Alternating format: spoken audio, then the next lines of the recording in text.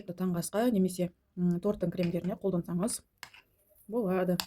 Табиғи, өзіңіз жасаған, қолжетімді бағада.